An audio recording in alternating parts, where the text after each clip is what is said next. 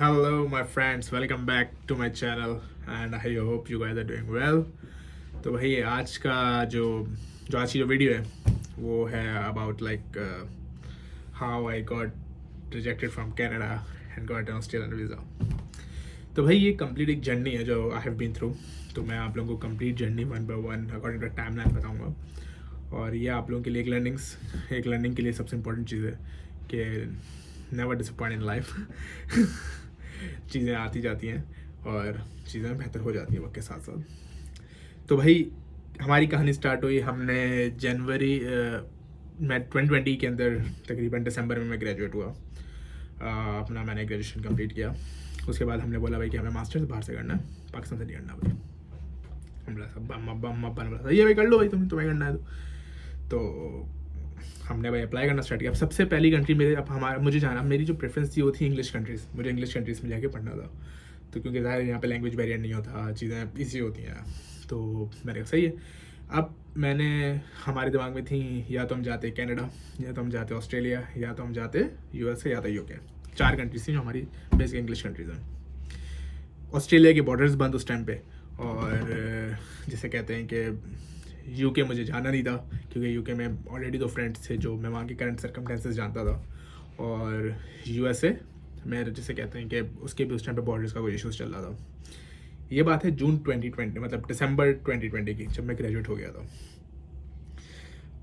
अब हमने उसके बाद तकरीबन कोई जनवरी फरवरी के अंदर अपनी बैंक स्टेटमेंट वगैरह प्रिपेयर करनी स्टार्ट करी, क्योंकि भाई हमें पता है हर जगह के लिए बैंक स्टेटमेंट तो चाहिए ही चाहिए. बेशक वो आप कनाडा जाओ, ऑस्ट्रेलिया जाओ, यूएसए जाओ, हर जगह के लिए चाहिए तो है. तो हमने अपनी ये चीज़ें क्रिएट करनी स्टार्ट करी. अब बात है तकरीबन जून 2021 की. ज़ाहिर है मैंने सारी चीज़ें कंप्लीट कर ली अपनी. मैंने अप्लाई किया कि मतलब फिर मैंने डिसाइड कर लिया यार कि मैंने कहा चलो भाई अब कनाडा ही जाते हैं, क्योंकि कनाडा में ऑलरेडी फैमिली थी तो एक सपोर्ट भी मिल जाता आपको फैमिली का, और चीज़ें आपके लिए ईजी हो जाती. Something which I thought it. तो भाई हमने अप्लाई कर दिया. अब तकरीबन मैंने जून 2020 के अंदर, जून 2021 के अंदर मैंने अप्लाई किया हम्बर कॉलेज में. अब जाहिर है कनाडा, मैंने जब कनाडा चूज़ कर लिया मैंने, तो मैंने कहा यार चलो कनाडा चले आते हैं. अब वहाँ पे आके अब हमने बोला भाई कि अब हमने या तो हम यूनिवर्सिटीज़ देखी या तो फिर हमने कॉलेजेस देखने थे. अब यूनिवर्सिटीज़ आर क्वाइट एक्सपेंसिव. अगर बात करूँ ऑन्टेरियो की साइड की, क्योंकि मुझे जाना था ऑन्टेरियो की साइड. अब ऑन्टेरियो में अगर मैं टोरंटो चूज़ कर रहा था, तो क्योंकि मैं टोरंटो चूज़ ही कर रहा था, तो मैंने सोचा यार कि मैं एक ऐसी यूनिवर्सिटीज़ में जाता हूँ जो अच्छी यूनिवर्सिटीज़ हो. हमारी जितनी भी यूनिवर्सिटी की जो टोरंटो में यूनिवर्सिटीज़ है क्वाइट फकिंग एक्सपेंसिव. तो मैंने बोला यार कि यहाँ तो अपना काम नहीं बनना भाई. तो फिर हमने चूज़ किया कॉलेज. तो मैंने बोला जो सबसे टॉप के जो अच्छे कॉलेजेस होते हैं मैं उनको चूज़ करता हूँ, जो कि मेरे लिए in terms of many things मेरे लिए बेटर हो सकता है. अब मैंने अच्छे कॉलेजेस चूज़ करना स्टार्ट करे. आप उस कॉलेजेस में थे लाइक हम्बर था, सैनिका था, और 2-3 कॉलेजेस और थे जो लैम्पटन था. 2-3 कॉलेज ऐसे थे जो अच्छे कॉलेज माने जाते हैं कनाडा के अंदर. अब मैंने टॉप का कॉलेज था, इसका नाम था हम्बर. मैंने वहाँ चूज़ किया. वहाँ पे मैंने ग्रेजुएट सर्टिफिकेट प्रोग्राम लिया. अब यही मेरी सबसे बड़ी गलती थी जो I felt after so long, कि मैंने ग्रेजुएट सर्टिफिकेट प्रोग्राम लिया. अब हम्बर ने तकरीबन मुझे 2 महीने लगाए. तकरीबन मुझे उन्होंने ऑफ़र लेटर दिया अगस्त 2021 के अंदर. अब ज़ाहिर है आप ऑफ़र लेटर आपको मिल जाता है तो उसके बाद आप फ़ीस पे करते हो. जब मैंने उसके बाद तकरीबन मैंने अगस्त के अंदर मैंने उसी महीने के अंदर मैंने आगे से अपनी फ़ीस वगैरह पे करना स्टार्ट कर दी. अब जब आप कनाडा में अप्लाई करते हैं तो उसमें आप स्ट्रेट अप अप्लाई नहीं करते. उसमें 2 कैटेगरीज होती हैं. या तो आप अप्लाई करते हो इधर इन एसडीएस और नॉन एसडीएस. एसडीएस ये होता है कि एसडीएस के अंदर आपको 1 साल की फ़ीस अपफ्रंट पे करनी पड़ती है, और 10,100 समथिंग कैनेडियन डॉलर आपको वहाँ पे उनके बैंक में डिपॉजिट कराना पड़ता है, जो जीआईसी कहलाता है.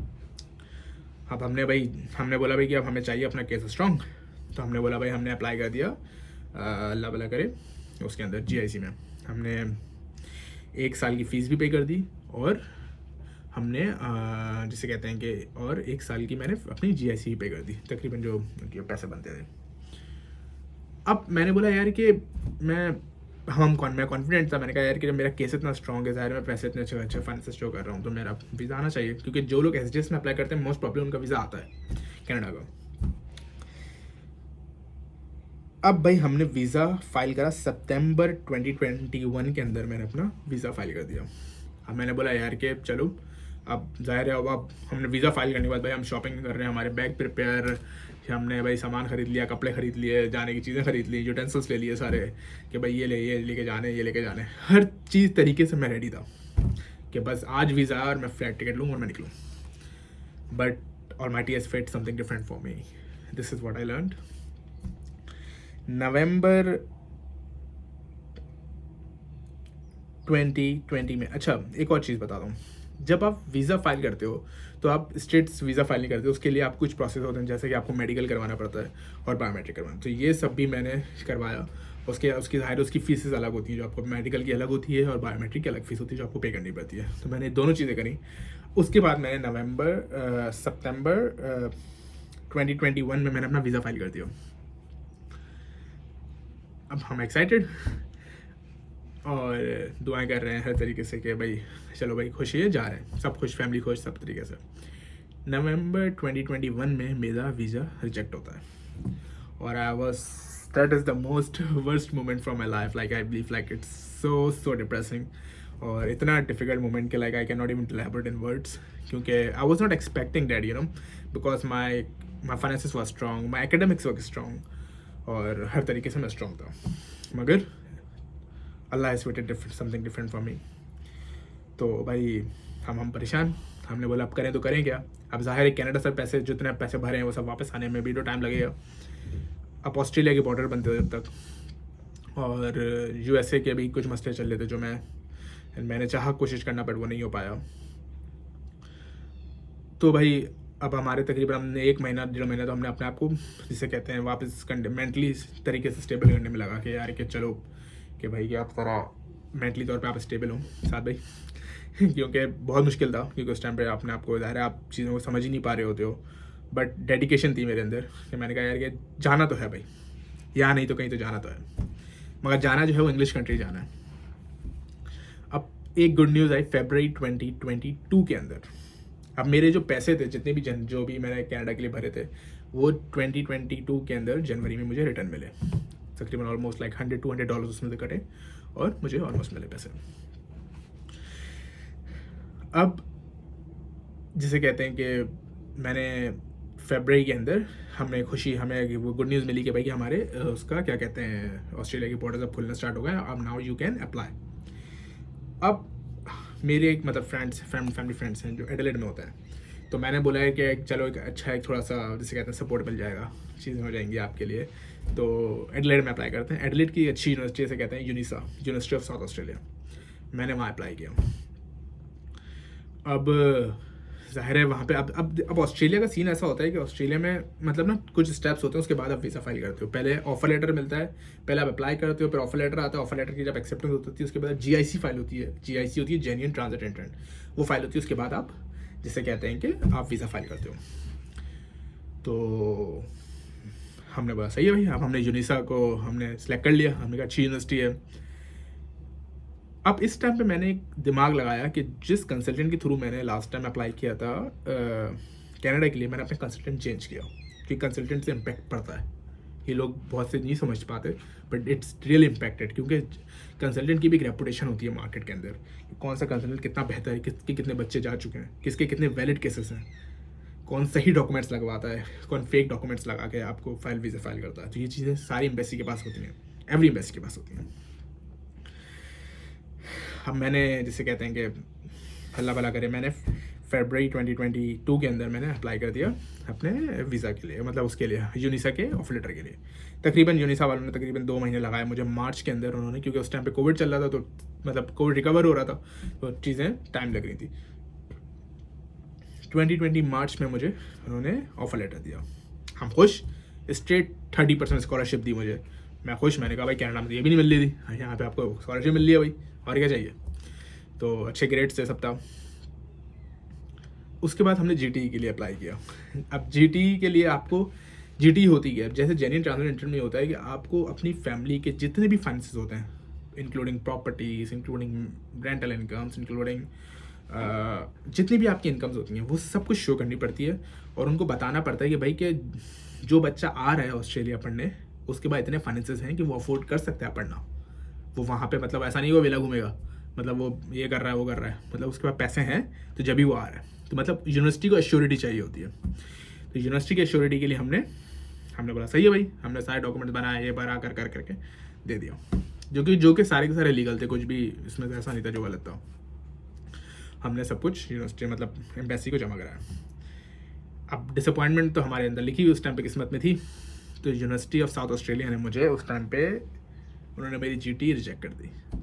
और एक और डिसअपॉइंटमेंट, अब हमने बोला ले भाई, वैसे ही डिप्रेस घूम रहे थे और डिप्रेस हो गए। हमने बोला भाई यूनिवर्सिटी ऑफ साउथ ऑस्ट्रेलिया जिसे कहते हैं कि आपको मतलब रिजेक्ट नॉर्मली नहीं करती, मगर अगर आपके ऊपर कोई भी थप्पा लगा हुआ हो रिजेक्शन का तो वो आपको लेती भी नहीं है। ये भी एक है, पूरी दुनिया में आप कहीं भी आप ट्रैवल कराओ आपने, क्योंकि जब आप जीटी फाइल करते हैं अपनी, तो उसमें आप कंप्लीट अपनी जैसे ट्रैवल हिस्ट्री बताते हैं कि आप कहाँ कहाँ ट्रैवल कर चुके हैं, किस किस कंट्री के आपके वीज़ा लगे हुए हैं, किस किस कंट्री से आपको वीज़ा रिजेक्ट हुआ है, क्यों हुआ है, ये सब चीज़ें आपको बतानी पड़ती है। और मेरा रिजेक्शन तो बिल्कुल जिसे कहते हैं कि पिछला ही 2 महीने पुराना था। तो अब मेरे लिए ये बहुत बड़ा जिसे कहते हैं कि एक साइन था। अब मैं परेशान, मैंने कहा यार अब मैं क्या करूँ। तो हम थे डेडिकेटेड, हमने बोला कोई बात नहीं भाई। फिर हमने अप्लाई किया, जिसे कहते हैं, फिर मैंने अप्लाई किया मोनाश यूनिवर्सिटी में मेलबर्न के अंदर। उसके बाद एक थी यूनिवर्सिटी और एडिलेड में थी फ्लिंडर्स यूनिवर्सिटी, और एक वेस्टर्न ऑस्ट्रेलिया में कटन। अब मुझे मोनाश से भी 20% तकरीबन 20-25% स्कॉलरशिप मिल गई, वहाँ से भी ऑफर लेटर आ गया, और फ्लिंडर से भी ऑफर लेटर आ गया। अब कटन ने मुझे ऑफर लेटर दिया तकरीबन कोई मई के अंदर, मई 2020 में मुझे उन्होंने ऑफर लेटर दिया।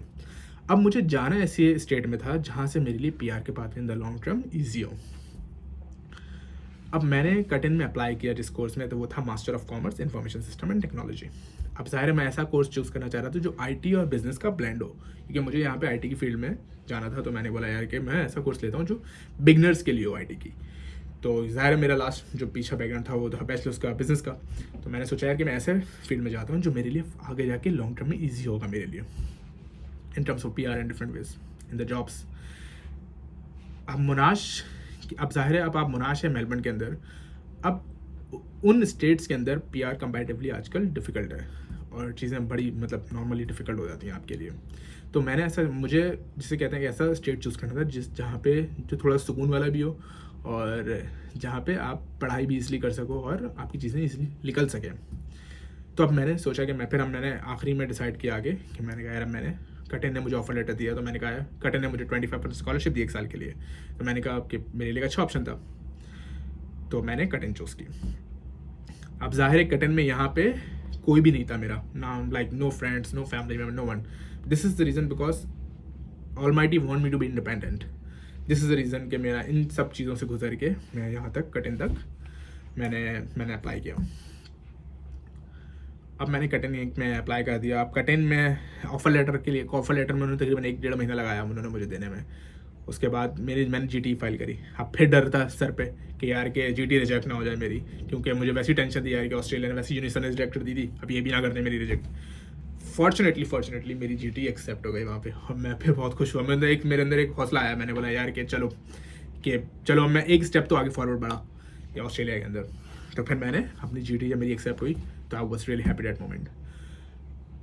अब ऑस्ट्रेलिया में भी वही सीन दोबारा। अब जब आपकी जीटी एक्सेप्ट हो जाती है तो फिर आपको फीस पे करते हो आप। अब ज़ाहिर है मैंने ऑस्ट्रेलिया में 1 साल की अपफ्रंट पूरी फीस पे कर दी थी, क्योंकि मैं नहीं चाह रहा था 1 सेमेस्टर की पे करना। आप 1 सेमेस्टर की भी लिमिटेड पे कर सकते हो, बट मैंने 1 साल की पे करी पूरी। उसके बाद मैंने ज़ाहिर है अब यहाँ पर भी वही चीज़ कि आपको दोबारा मेडिकल, दोबारा बायोमेट्रिक दोबारा करना है, दोबारा पैसे देने मतलब। मगर जाना था तो करना पड़ा, तो दोबारा फीस भरी मेडिकल की, दोबारा फीस भरी बायोमेट्रिक की, और दोबारा हमने ये कर दी। मैंने तकरीबन ये बात है तकरीबन मई 2022 के अंदर मैंने अपना वीज़ा फाइल किया, और दुआएं कर रहे हैं अब फैमिली वाले, दोस्त, क्योंकि I really have a good friends, they are very well wisher to me. और मतलब बहुत अच्छे लोग हैं, सब ने बड़ी मदद करी मेरी, सब ने बड़ा हौसला दिया कि यार के साथ कोई बात नहीं, डिसअपॉइंट नहीं हो इस दफ़ा शायद हो सकता है अल्लाह ने आपके लिए डिफरेंट चीज़ लिखी हो। तो मेरे लिए एक अच्छा चीज़ थी, मतलब मैंने कहा मैं बहुत एक मतलब थोड़ी सी मोटिवेशन थी मेरे अंदर। तो ये बात थी अराउंड कि मैं आफ्टर एवरी फजर की नमाज आफ्टर एवरी फजर प्रेयर मैं कोशिश ये मैं ना रोज़ चेक करता था वीज़ा अपना, कि क्योंकि ज़्यादातर जो वीज़े आते हैं ऑस्ट्रेलिया के वो आफ्टर आपके पाकिस्तान के टाइम के अकॉर्डिंग 5 o'clock 5:30 6 o'clock के 6 AM की बात कर रहा हूँ मैं, तो उस टाइम पे आते हैं ज़्यादातर। तो मैंने उस टाइम पे बस अपना नमाज़ वगैरह पढ़ के हम लोग चलो भाई वीज़ा चेक करते हैं। तो उस टाइम पे देखा, तो उस टाइम जब मैंने अपना वीज़ा का पोर्टल खोला और वहाँ पे लिखा हुआ है granted, what the moment of my life, believe me, it is the most precious moment of my life. मैं खुश, I just shouted in my room, that moment. I was like, oh my god, I got it. I was so happy, my whole family was so happy, and it was the best ever moment I ever felt in my life. और क्योंकि इतनी struggle करके आप जब यहाँ तक पहुँचे, तो फिर आप अंदाज़ा लगा सकते हैं कि क्या कुछ आप कितने खुश हो सकते हैं। फिर मैंने अपनी जिसे कहते हैं कि मेरा वीज़ा वगैरह आया, मैंने अपने एक यूनिवर्सिटी के अंदर कोर्स के, अब सारे जब आपका वीज़ा आ जाता है तो आपको अपनी कोर्स एनरोलमेंट करनी पड़ती है। मैंने कोर्स एनरोल करे सारे जल्दी करके। उसके बाद मैंने जिसे कहते हैं कि मैंने अपने कोर्स एनरोल करने के बाद मैंने अपनी एयर टिकट्स वगैरह बुक करवाई। अब एयर टिकट्स उस टाइम पे इतने एक्सपेंसिव, क्योंकि ज़ाहिर है मेरी क्लासेस 25 जुलाई से स्टार्ट थी और 1 अगस्त से मुझे 1 अगस्त की मुझे टिकट मिली, वो भी बहुत एक्सपेंसिव। मगर ज़ाहिर है मैंने क्लास में लेट नहीं हो सकता था, तो मुझे जाना था, सब लिया और मैं फिर 1 अगस्त को 31 अगस्त की मुझे टिकट मिलती, 1 अगस्त को मैं यहाँ पे ऑस्ट्रेलिया लैंड किया। So this is the journey which I have been through, और it's a really difficult and most lessonable journey of my life, कि जिसने मुझे बहुत सिखाया। और मैंने इससे ये चीज़ सीखी, सबसे इम्पॉर्टेंट चीज़ कि यार कि अगर आपके अंदर पेशेंस हैं और अगर आप डेडिकेटेड हो किसी चीज़ की तरफ, तो you will get everything in your life as long as you are dedicated and as long you have patience in your self. कि आपको जब आप सोचते हो कि यार कि मुझे चीज़ चाहिए ही चाहिए, जब आपके अंदर एक अर्ज होती है किसी चीज़ को चाहने की, कि यार कि definitely I need this thing, तो वो आपको अल्लाह दे ही देता है आज नहीं तो कल। तो इसलिए मैं हमेशा अपने हर फ्रेंड से और अपने हर दोस्त से ये चीज़ रिकमेंड करता हूँ कि यार देखो, मुश्किलातें आती हैं लाइफ के अंदर, और बट अगर आप डेडिकेटेड हो अपने उसके अंदर तो आपको मिल जाता है, जैसे मैं था। और अल्लाह का शुक्र है, today I am in Australia, और मैं बहुत खुश हूँ यहाँ पे। बहुत अच्छी चीज़ें हैं यहाँ पे, यूनिवर्सिटी बहुत अच्छी है, यूनिवर्सिटी बहुत हेल्पफुल है। अगर this is something which I wanted to discuss on my channel, और जिस डेफिनेटली ये वीडियो बनाई इसलिए मैंने, क्योंकि लोग पाकिस्तान से कहते हैं ये बात कि आपको अगर आपका कहीं से रिजेक्ट हो जाए कनाडा अमेरिका से, तो आपको वीज़ा नहीं मिलता दोबारा। तो ऐसा नहीं है आपको मिलता है visa as long as you are dedicated. और मैं हमेशा अपने एक चीज़ रिकमेंड करूँगा, हमेशा अपनी SOP हमेशा बहुत अच्छी लिखो, क्योंकि SOP में जितना डिटेल्ड लिखोगे अपने बारे में कि यार कि मैं ये कोर्स पढ़ने जा रहा हूँ, तो मेरे क्या गोल्स हैं, सारी चीज़ें बता दो उनको। और इतना डिटेल लिखो, मतलब जो भी लिखना, इतना डिटेल लिखो कि उनको चीज़ें क्लैरिफाई हो कि ये बच्चा जेन्युइन है, ये बच्चा जेन्युइनली पढ़ने आ रहा है यहाँ पे।